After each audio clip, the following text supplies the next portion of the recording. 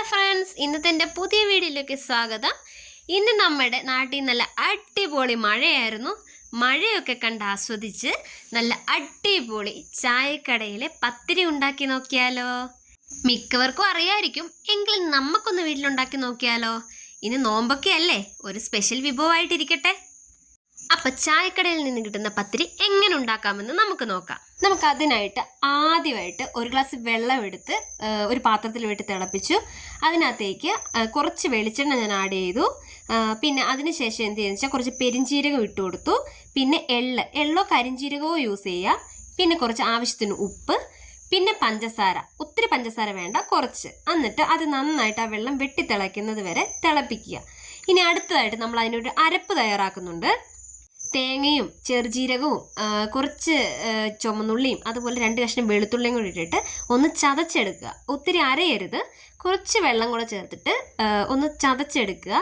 എന്നിട്ട് നമ്മൾ ഇത് ഈ രീതിയിൽ വരുന്നത് തിളച്ച നമ്മുടെ വെള്ളത്തിനകത്തേക്ക് നമ്മൾ ഇട്ട് കൊടുത്തിട്ട് ആ അരപ്പ് എന്ത് ചെയ്യുക, നന്നായിട്ടൊന്ന് തിളപ്പിച്ചെടുക്കുക. ആ തിളച്ച അരപ്പിനകത്തേക്ക് എന്ത് ചെയ്യുക, നമ്മൾ ആവശ്യത്തിനായിട്ടുള്ള അരിപ്പൊടിയാണ് ഇതിലേക്ക് ഇട്ട് കൊടുക്കുന്നത്. അത് വെള്ളത്തിൻ്റെ കണക്ക് നോക്കിയിട്ട് അരിപ്പൊടി ഇട്ട് ഇളക്കി അതിനകത്ത് തന്നെ ഇട്ട് വേവിച്ചെടുക്കുക. അങ്ങനെ വേവിച്ചെടുത്ത് കഴിഞ്ഞിട്ട് ഇതേപോലെ ഈ ഒരു രീതിയിൽ വരും. ഈ ഒരു രീതിയിൽ വരുമ്പോഴത്തേക്കും നമ്മൾ എന്ത് ചെയ്യുക, തീ ഓഫാക്കിയിട്ട് ഒരു 2 മിനിറ്റ് വേവാൻ വെക്കണം. എന്നിട്ട് നന്നായിട്ട് അതിനെന്ത് ചെയ്യുക, കുഴച്ച് മയപ്പെടുത്തിയെടുക്കണം. ഇടയ്ക്ക് കുറച്ച് വെളിച്ചെണ്ണയൊക്കെ ഒഴിച്ചു കൊടുത്ത് നന്നായിട്ട് അതിനെന്ത് ചെയ്യുക, മയപ്പെടുത്തിയെടുക്കണം. നന്നായിട്ട് ഇതുപോലെ മയപ്പെടുത്തി, ഈ പൊറോട്ടയ്ക്കൊക്കെ നമ്മൾ കുഴയ്ക്കുന്നത് പോലെ മയപ്പെടുത്തിയെടുക്കുക. എങ്കിൽ മാത്രമേ അത് നല്ല ക്രിസ്പി ആയിട്ട് വരത്തുള്ളൂ. എന്നിട്ട് ഇതിന് വലിയൊരു ഉരുളയാക്കിയിട്ട് ഒരു പരന്ന പ്രതലത്തിലേക്ക് നമ്മൾ വെച്ചിട്ട് എന്ത് ചെയ്യുക, കുറച്ച് എണ്ണയൊക്കെ ഇങ്ങനെ തേച്ച് കൊടുത്തിട്ട് ചെറിയൊരു അടപ്പെടുക്കുക. അടപ്പോ ഇതുപോലെ വട്ടത്തിലുള്ള എന്തെങ്കിലും ഒരു റൗണ്ട് സൈസിലുള്ള അടപ്പെടുക്കുക. എന്നിട്ട് ഇതിനെ ഇതുപോലെ മുറിച്ചെടുത്ത് മാറ്റുക.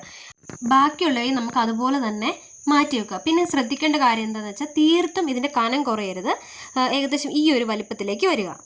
ഇനി നമ്മൾ ഇതിനെന്ത് ചെയ്യുക, നല്ല തിളച്ച എണ്ണയിലേക്കിട്ട് പൊരിച്ചെടുത്താൽ മതി. അതിനായിട്ട് ഒരു ഇരുമ്പ് ചീനിച്ചട്ടി വെച്ചിട്ട് അതിനകത്തേക്ക് എണ്ണ ഒഴിച്ചിട്ട് ഞാനിത് പൊരിച്ചു കോരി എടുക്കുക ചെയ്യുന്നത്. അരിപ്പൊടി ആയതുകൊണ്ട് തന്നെ ലോ ഫ്ലെയിമിലിട്ട് വേണം നമ്മളിത് വറുത്ത് കോരി എടുക്കാനായിട്ട്, ഇല്ലെങ്കിൽ കരിഞ്ഞു പോകും.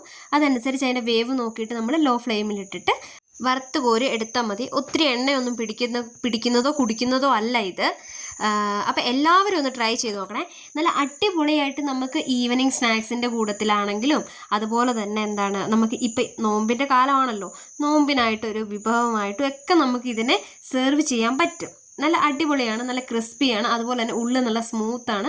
പിന്നെ ജീരകത്തിൻ്റെയും അതുപോലെ തന്നെ വെളുത്തുള്ളിയുടെയൊക്കെ ടേസ്റ്റ് നമുക്ക് നന്നായിട്ട് ഇഷ്ടപ്പെട്ടു. പിന്നെ കുറച്ച് ബീഫ് കറിയുടെ കൂട്ടത്തിൽ പിടിച്ചാൽ അതിഗംഭീരമായിരിക്കും. അങ്ങനെ ഒന്ന് ട്രൈ ചെയ്ത് നോക്കിക്കോ എല്ലാവരും. പിന്നെ എല്ലാവരും ഉണ്ടാക്കി നോക്കിയാൽ കമൻറ്റ് ബോക്സിൽ ഇടണം കേട്ടോ.